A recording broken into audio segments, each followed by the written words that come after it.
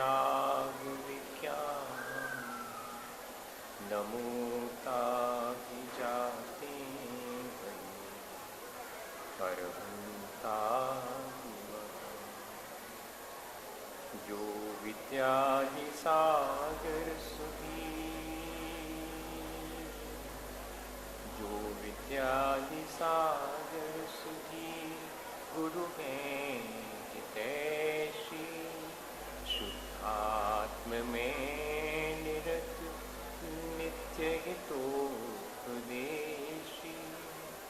वे पाप ग्रीष्म ऋतु में जल हैं सयाने पूजूने सतत केवल ज्ञान पाने पूजूने सतत केवल ज्ञान पाने। महावीर भगवान की, आचार्य कुंद स्वामी की, 10 लक्षण पर्व की, आचार्य गुरुवर विद्यासागर मुनि महाराज।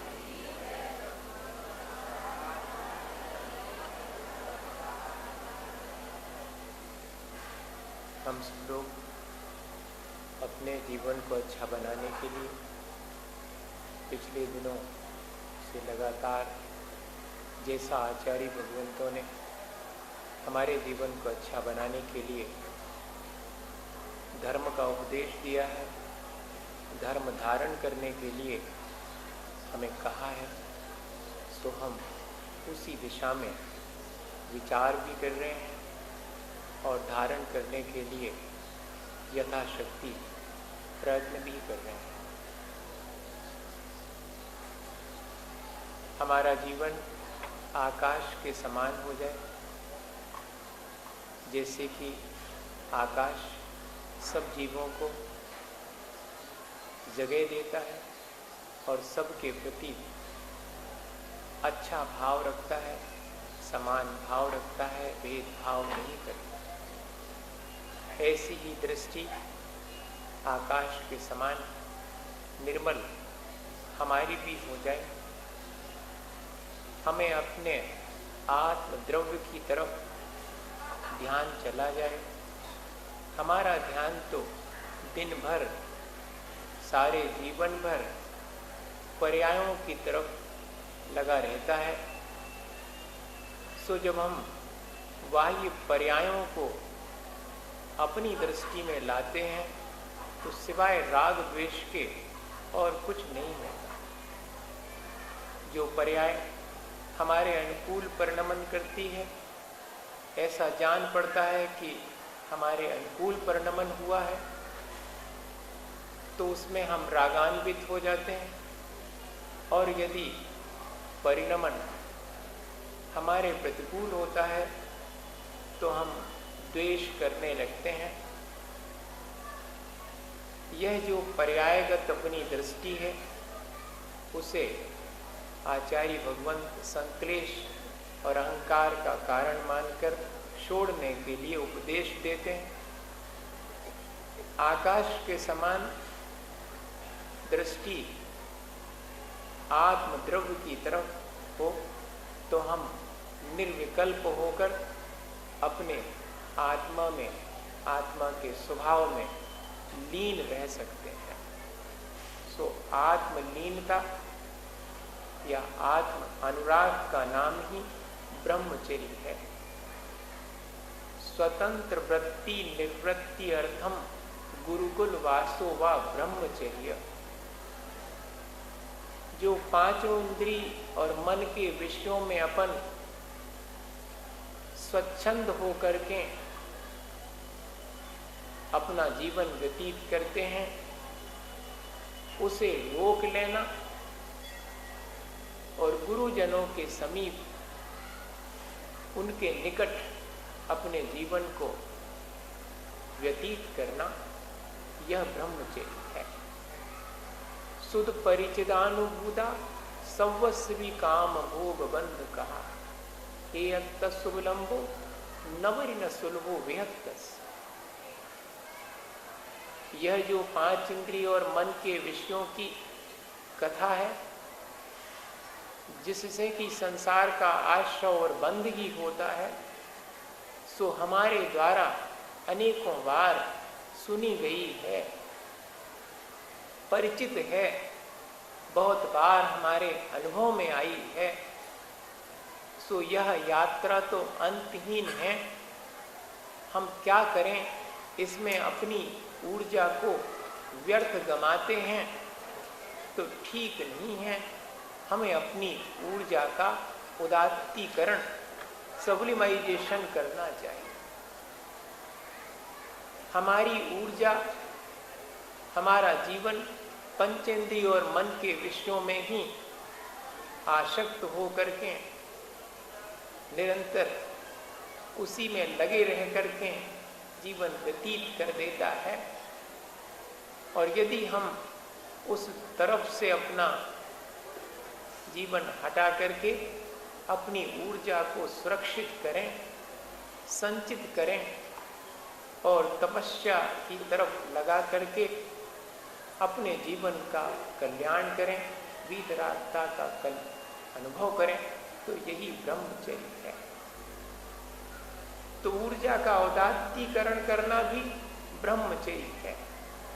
और तीसरे नंबर पर लिखा हुआ है कि अपने जीवन में मातृत्व का विकास करने का नाम ही ब्रह्मचर्य है। बाह्य और अंतरंग दो प्रकार से ब्रह्मचर्य का पालन करने को आचार्य भगवंतों ने कहा। बाह्य में तो जो 5 इंद्रिय और मन के विषय हैं, उनके प्रति हमारे मन में जो उनका सेवन करने की इच्छा होती है, सो उसे त्याग कर देना। बाह्य पंचेंद्रिय और मन के विषयों का त्याग करते हैं, सो यह काम सेवन इत्यादि का त्याग करते हैं, सो यह ब्रह्मचर्य है। और अंतरंग में परिणामों की जितनी निर्मलता होती चली जाती है, उतना ब्रह्मचर्य घटित होता चला जाता है। जितनी वीतरागता मन के भीतर आती चली जाती है, रिश्तों में जितनी पवित्रता आती चली जाती है, उतना ही ब्रह्मचर्य हमारे जीवन में घटित होता है। सिर्फ मनुष्य है चारों गतियों में जिसने कि रिश्ते बनाए और उनका निर्वाह करता है, और रिश्तों के बीच जो एक पवित्रता है वो निरंतर कायम रखता है। पशु जगत में, देवों में, नारकियों में रिश्ते नहीं हैं। हमने तो रिश्ते बना करके, संबंध बना करके अपने मन को बाह्य में नियंत्रित कर दिया और उसके माध्यम से अपने अंतरंग के परिणामों को भी निर्मल करने के लिए हम प्रयत्न करते हैं। गांधी जी एक सभा में बैठे हुए थे, बाजू में ही उनके जीवन साथी कस्तूरबा भी बैठी थी। सो एक कार्यकर्ता जो कि कस्तूरबा गांधी को जानता नहीं था, वो गांधी जी से अज्ञानतावश गैर जानकारी में पूछने लगा कि ये जो बाजू में आपके बैठी हुई हैं, ये क्या आपकी माँ हैं? सो क्षण भर को गांधी जी मौन रहे, फिर उस कार्यकर्ता से बोले कि हाँ, ये मेरी माँ है। तो सारे लोग हंसने लगे। जानते थे वो कि कस्तूरबा तो गांधी जी की जीवन साथी हैं। इसे पूछना नहीं था कार्यकर्ता को, इतना भी नहीं जानता। लेकिन गांधी जी ने जैसा जवाब दिया, सो वह जवाब सुन करके सब लोग हंसने लगे। तो गांधी जी ने कहा कि हंसो मत, मेरे लिए तो अब कस्तूरबा माँ के समान ही हैं। मुझे थपकी दे करके सुलाती हैं, सुबह हिला करके जगाती हैं, नहलाती हैं, पंखा हाथ में लेकर के बैठ जाती सो मुझे थाली पर भोजन कराती हैं। अब तो मेरे प्रति जैसे कि बचपन में माँ अपने बच्चे का पालन पोषण करती है, वैसा ही उनका भी भाव है। सो उसके बाद जीवन भर साथ में तो रही कस्तूरबा, लेकिन गांधी जी के मन में उनके प्रति मातृत्व का भाव जागृत हो। जैनेन्द्र कुमार थे, उन्होंने लिखा कि मैं अपने पिता की जीवन साथी को अपनी माँ कहता हूं, सो यह तो ठीक है। जिस दिन मैं अपने बच्चों की माँ को भी माँ कहने लगूं, उस दिन मेरे जीवन में ब्रह्मचर्य घटित हो जाए। ऐसा रिश्तों की पवित्रता का ये पर्व है। हमें भी ऐसा प्रयत्न करना चाहिए कि हमारी भाव दशा में भी ऐसी निर्मलता आवे। सन 1978 में हमारी बुआ जी आचार्य महाराज के दर्शन के लिए गईं। वहां पर आचार्य महाराज से ब्रह्मचर्यवत ले लिया। हम तो जानते नहीं थे, सो हमने बाहर आकर के बुआ जी से कहा कि आपने कौन सा व्रत लिया, क्या होता है इस व्रत में। सो मुझे छोटा जान करके बुआ जी बोली कि बेटे तुम्हें कैसे समझाऊं, कभी अवसर मिलेगा तो मैं तुम्हें समझाऊं। और बात आई गई हो गई। बरस 2 वर्ष के बाद बुआ जी के घर पर मैं बैठा हुआ था पलंग के ऊपर। सो वहीं पर एक बाजू में आकर के बुआ जी बैठ गईं और 5-10 मिनट ही हुए थे कि बुआ जी के जीवन साथी जो फूफा जी थे वो भी आ गए। सो वो तो बैठने लगे कुर्सी के ऊपर। तो बुआ जी ने कहा कि मेरे एक तरफ इसी पलंग पर आकर के बैठ जा। समझ नहीं पाए, ना मैं समझ पाया। क्षण भर के बाद ही दोनों तरफ, बुआ जी के एक तरफ मैं बैठा हूं, एक तरफ उनके जीवन साथी बैठे हुए हैं। दोनों के ऊपर अपना एक एक हाथ रख करके बोली कि तुम मेरे से ब्रह्मचर्य के बारे में पूछते थे, सो जैसी धारा मेरी इस हाथ में प्रेम से भरी हुई अनाशक्त तुम्हारे तरफ बह रही है, जिस दिन तुम्हारे बुआ फूफा जी की तरफ भी, अपने जीवन साथी की तरफ भी वैसी ही पवित्र और अनाशक्त धारा इस हाथ में बहने लगी थी, तो मेरा ब्रह्मचर्य। भैया 7 हाथ की बाहर से दूरी रहवे और भीतर में 1 इंची की दूरी न रहवे तो का काम की 7 हाथ की दूरी, जा बताओ। है तो बहुत अच्छी 7 हाथ की दूरी, निमित्त से बचने के लिए कहा गया, लेकिन निमित्त से बचने के साथ साथ हमारे उपादान को संभालने की बात भी कही गई है, वो हम भूल जाते हैं। आचार्य श्री ने सन 1982 में एक कविता पढ़ करके सुनाई थी। ईसरी में किसी पत्रिका में निकली थी कि कोई साधु बन जाता है तो गेरुआ रंग के वस्त्र धारण कर लेता है।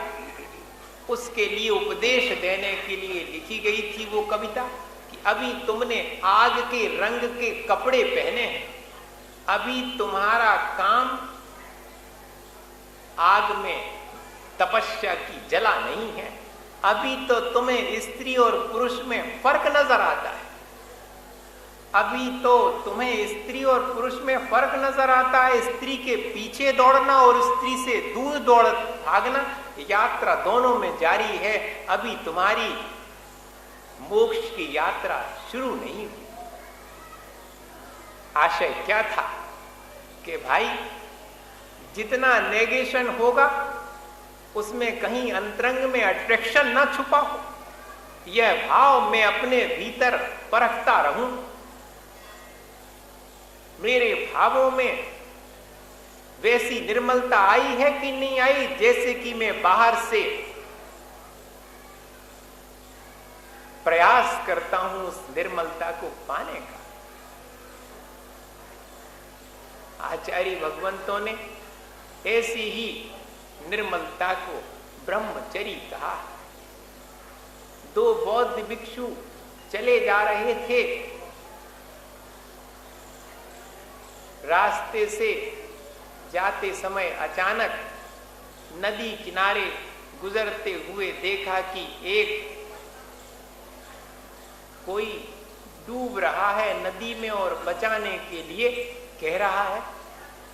सो उसमें से जो युवा भिक्षु थे, तैर के जानते थे, उन्होंने ज्यादा विचार नहीं किया और नदी में छलांग लगा करके और उस डूबते हुए व्यक्ति को बचा करके किनारे पर रख दिया। जब देखा कि वह तो कोई बहन है, तब जो साथ में एक और भिक्षु थे वो कहने लगे कि अरे तुमने तो स्पर्श कर लिया, अब तो तुम्हें प्रायश्चित लेना चाहिए। मैं तो अभी जाकर के बुद्ध से कहूंगा कि इन भिक्षु ने स्पर्श किया है बहन का, इसलिए इनको आप प्रायश्चित दो। सो पूरे रास्ते उस व्यक्ति को, उस भिक्षु को टॉर्चर करते रहे और जाकर के जैसे ही बुद्ध को प्रणाम करके बैठे, सो पहले नंबर उन्होंने शिकायत करी कि ये जो भिक्षु हैं, जो नए नए बने हैं, इनको मालूम नहीं है, इन्होंने उसका बहन का स्पर्श किया, डूबती थी पानी में, सो उसे किनारे पर रख दिया, बचा लिया, इन्हें प्रायश्चित दो आप, ऐसा बुद्ध से कहा। सो बुद्ध ने जब सारी घटना सुनी, सो जिस भिक्षु ने शिकायत करी थी उसी से कहा कि तुम ले लो प्रायश्चित। उसने कहा वाह, इन्होंने स्पर्श किया और प्रायश्चित मुझे दे रहे, हम तो इनकी शिकायत कर रहे। बोले सुनो, उसने तो जीवन बचाने के लिए उसे वहीं नदी के किनारे उतार करके रख दिया, तुम तो इतने तक धोखे ले आए, अबे तक तुम्हारे ख्याल में है, सो इस बात का प्रायश्चित ले लो। भैया भाव दशा मुख्य है, ऐसा नहीं कि अपन बाहर से तो इंतजाम करें ब्रह्मचर्य धारण करने का और अपने अंतरंग में आसक्ति बनी रहे। बे बाह्य में भी इंतजाम काहे के लिए किया? अपने अंतरंग की विशुद्धि के लिए। सो अंतरंग की विशुद्धि तो नहीं आ पाई, सिर्फ बाहर से अपन ने दूर रहने का इंतजाम कर लिया और अपने को मान लिया कि हम बहुत ब्रह्मचर्य के साधक हैं। नहीं भाई, थोड़े और ऊंचे उठना चाहिए, अपने भावों में भी निर्मलता के लिए प्रयत्न करना चाहिए। सुखदेव थे, उनके पुत्र 20 वर्ष में ही वैराग को प्राप्त हो गए। सो वैराग को प्राप्त होकर के समस्त वस्त्रों का त्याग करके घर से जंगल की तरफ निकल पड़े। सुखदेव उनको, जो उनके पिताजी थे, समझाने के लिए उनके पीछे पीछे चले।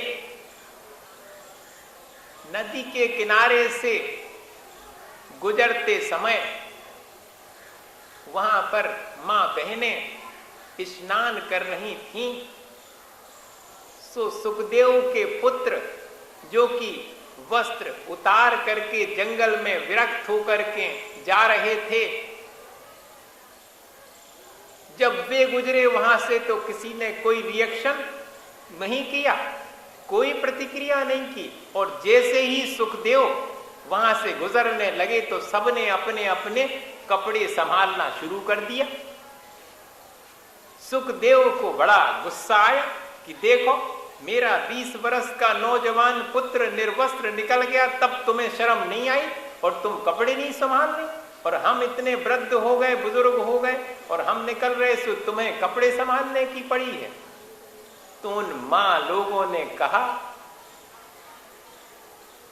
कि महाराज सुखदेव जी, आप अपनी आंख संभाल लो तो हमें कपड़े न संभालने पड़ेंगे। वो तो विरक्त हो करके निकल गए, हमारी तरफ तो ध्यान ही नहीं गया, पर आपकी आंख कहां है जी, आप विचार करो। सो भाई, ऐसा अंतरंग के भावों का व्रत है। हमें जितना हम बाह्य में प्रयत्न करते हैं उतना ही प्रयत्न अंतरंग में भी करना चाहिए और अपने भावों को निर्मल बनाने का प्रयत्न करना चाहिए। देखो, महाराज ने भी लाइन सुनाई, अपन रोज पढ़ते हैं, उत्तम ब्रह्मचर्य मन आनो, माता सुता बहन पहचानो। 3 ही खाने रखे हैं, चौथा कोई नहीं रखा।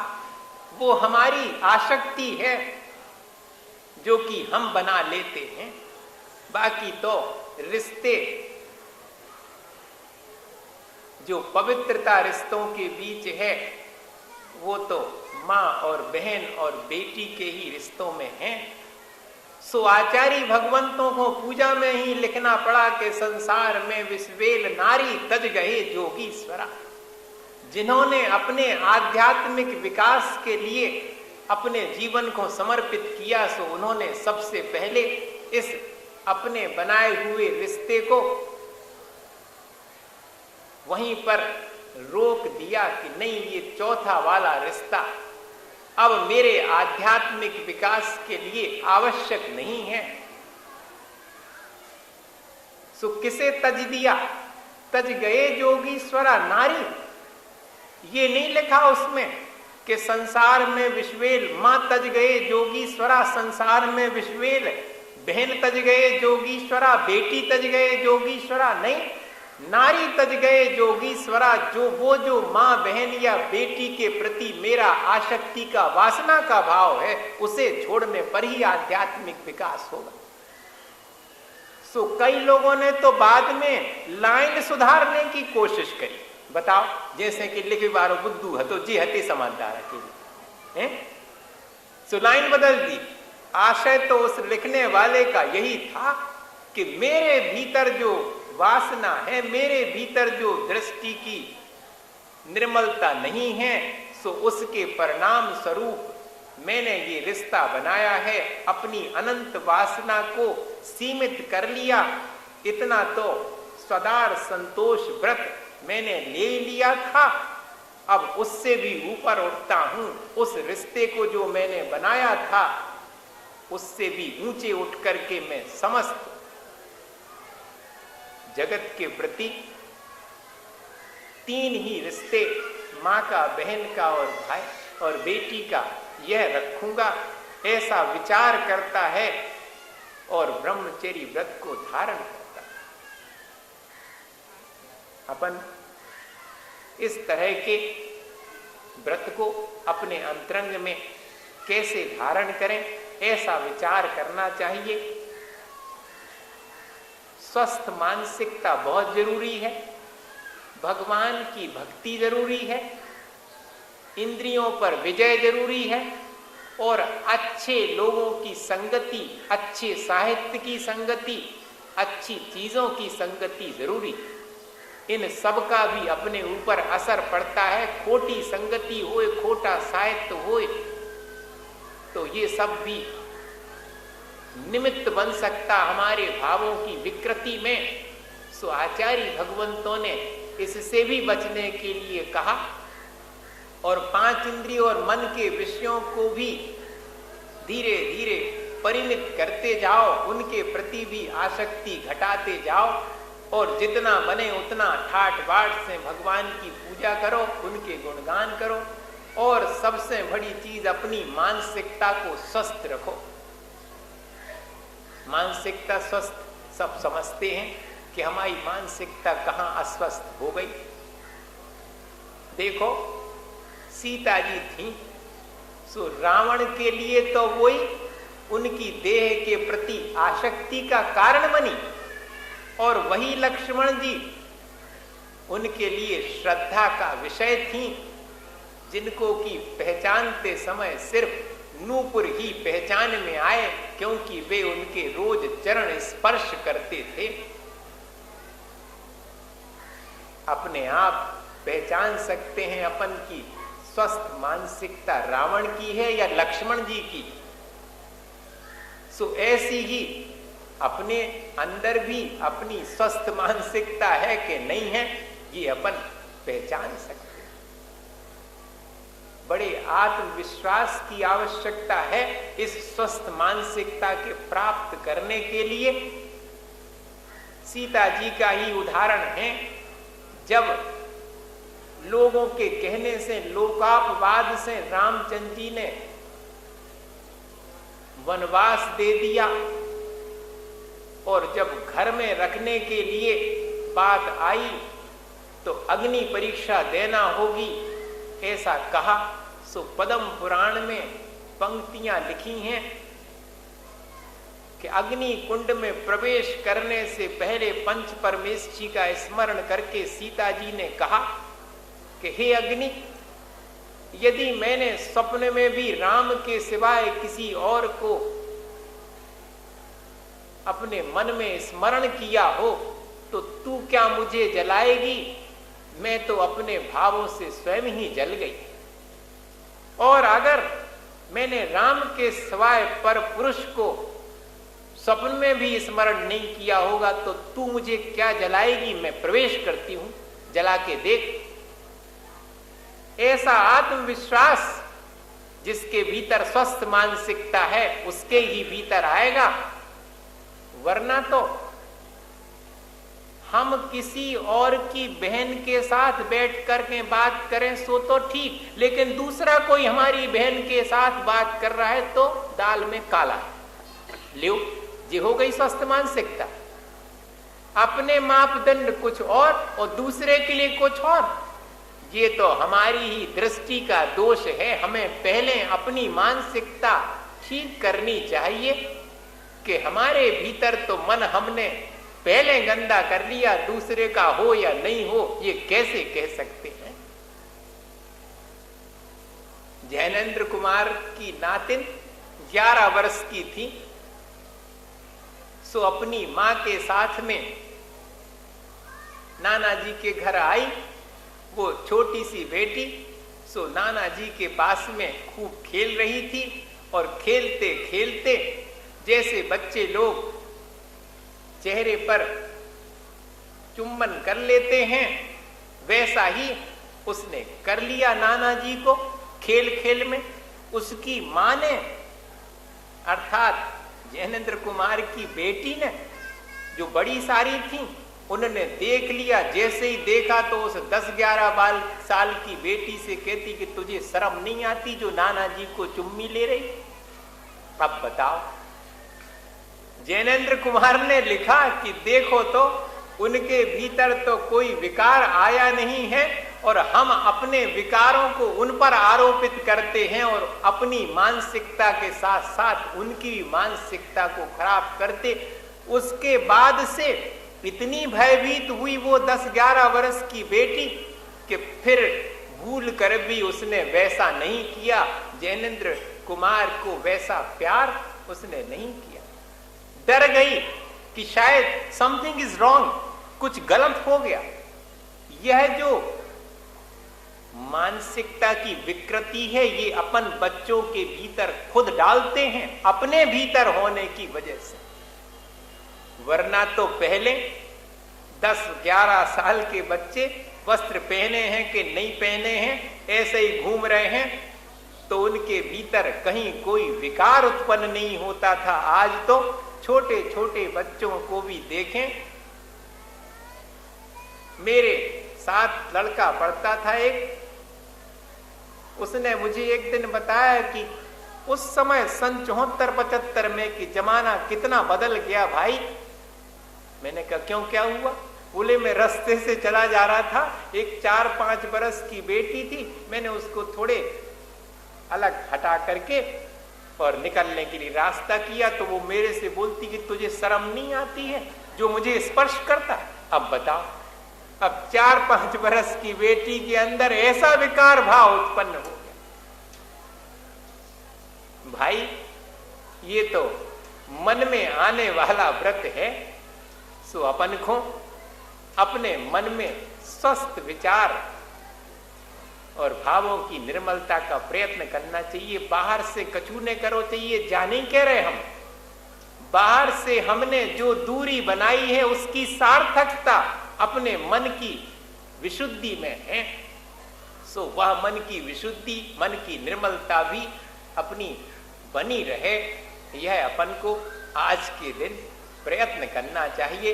अपना मन पांचों इंद्रिय और मन के विषयों की तरफ जल्दी से चला जाता है और अस्वस्थ हो जाता है, उनको पाने की आकांक्षा अपने भीतर आ जाती है।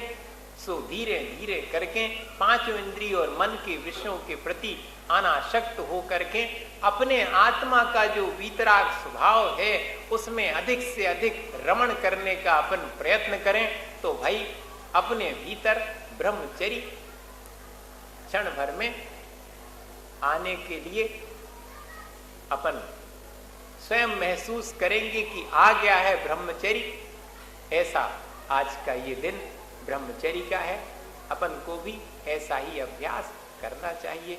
इसी भावना के साथ आचार्य गुरुवर विद्यासागर मुनि महाराज, हे गुरुवर शाश्वत सुख दर्शक, यह नग्न स्वरूप तुम्हारा है, जग की नश्वरता का सच्चा दिग्दर्शन करने वाला है।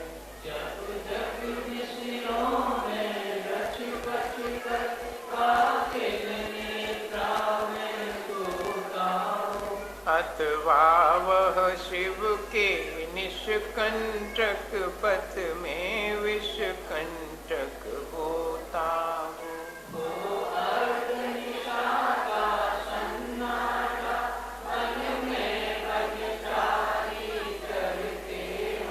तब शांत निराकुल मानस तुम तत्वों का चिंतन करते हो।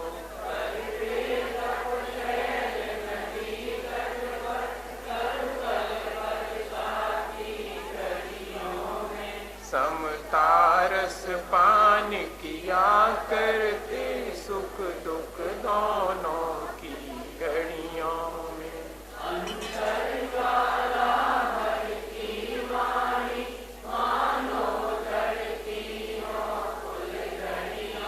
भव बंधन तड़ तड़ टूट पड़े, खिल जावे अंतर की कलियां।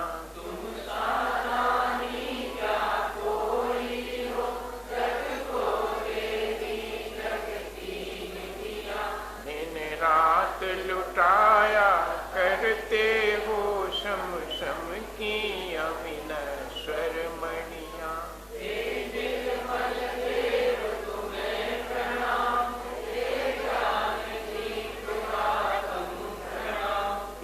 शांति त्याग के मूर्तिमान शिव पथ पंथी गुरुवर